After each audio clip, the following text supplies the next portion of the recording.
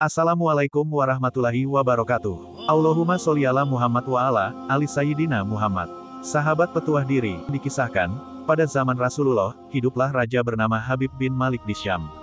Dia adalah penyembah berhala yang fanatik dan menentang serta membenci agama yang didakwahkan Rasulullah Shallallahu alaihi wasallam.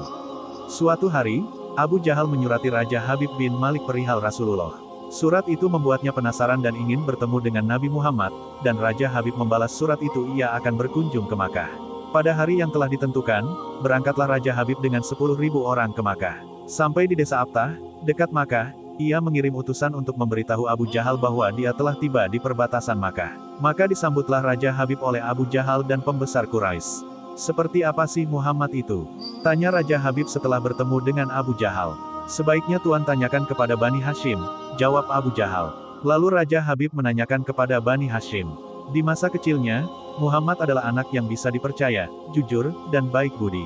Tapi, sejak berusia 40 tahun, ia mulai menyebarkan agama baru, menghina dan menyepelekan Tuhan-Tuhan kami. "Ia menyebarkan agama yang bertentangan dengan agama warisan nenek moyang kami," kata salah seorang dari keluarga Bani Hashim. Raja Habib makin penasaran dan ia memerintahkan untuk menjemput Rasulullah Shallallahu alaihi wasallam. Dan memaksa bila ia tidak mau datang. Kemudian Rasulullah datang dengan menggunakan jubah merah dan sorban hitam. Rasulullah datang bersama Abu Bakar As-Siddiq dan istri tercinta Sayyidah Khadijah radhiyallahu anha.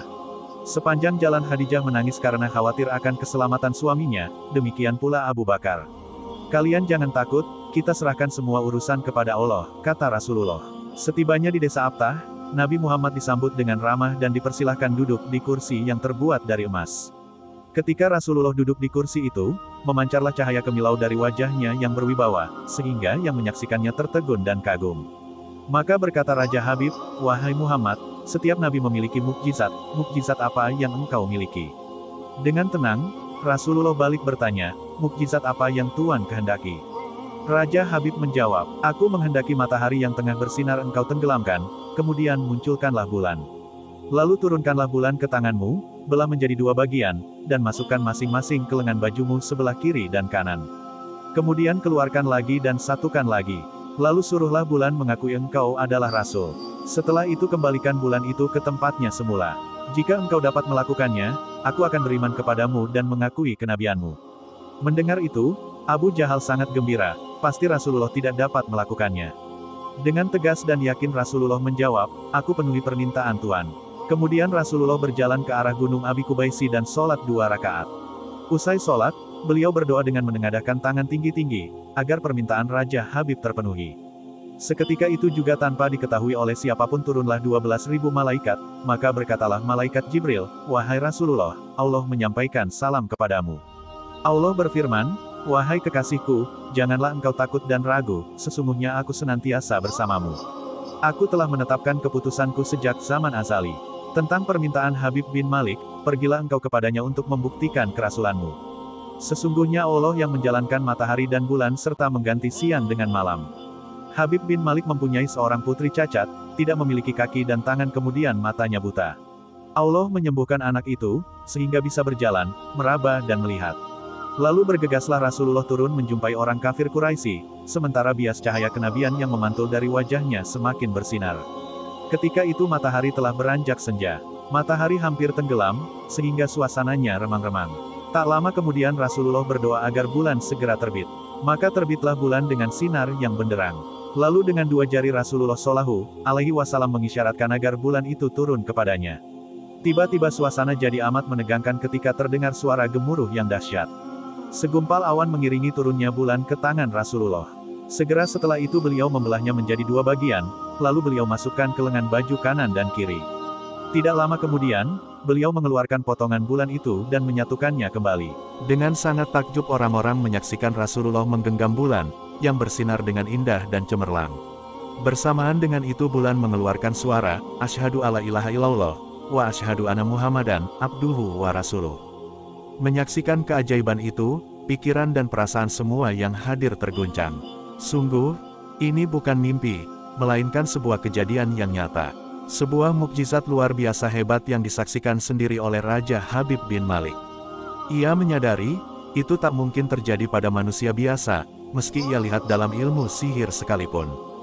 Namun, Hati Raja Habib masih beku, maka ia pun berkata, aku masih mempunyai syarat lagi untuk mengujimu.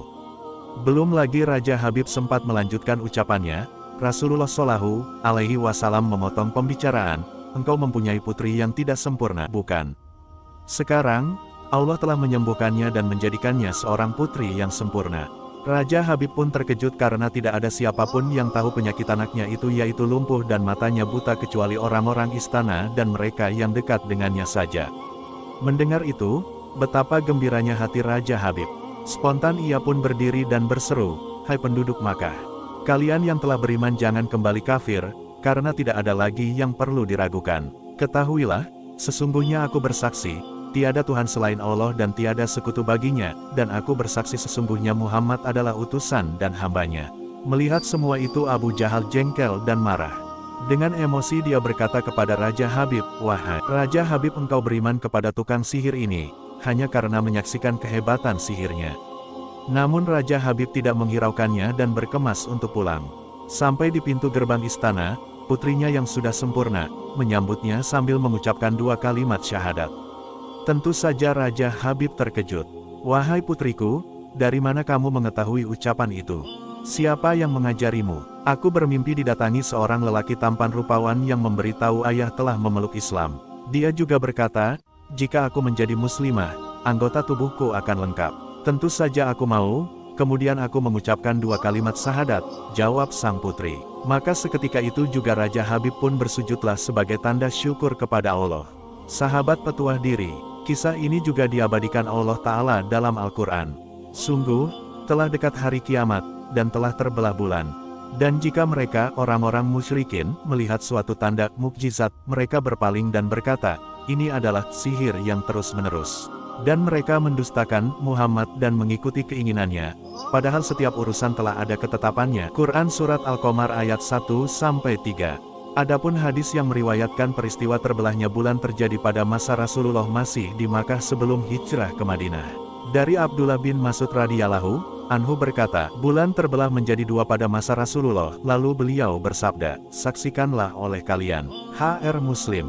Dari Anas radhiyallahu anhu, bahwa penduduk Makkah meminta kepada Rasulullah Shallallahu Alaihi Wasallam untuk diperlihatkan kepada mereka satu mukjizat, tanda kenabian, maka Rasulullah memperlihatkan kepada mereka mukjizat terbelahnya bulan sebanyak 2 kali. HR Muslim. Itulah salah satu kisah mukjizat Nabi Muhammad Shallallahu Alaihi Wasallam, dan marilah kita bersolawat kepada Nabi Muhammad Shallallahu Alaihi Wasallam. Mudah-mudahan kita senantiasa selalu diakui menjadi umat Nabi Muhammad Shallallahu Alaihi Wasallam, pantas mendapat berkah serta mendapatkan syafaat Nabi Muhammad Shallallahu Alaihi Wasallam. Amin ya rabbal alamin. Wallahu alam bisawab.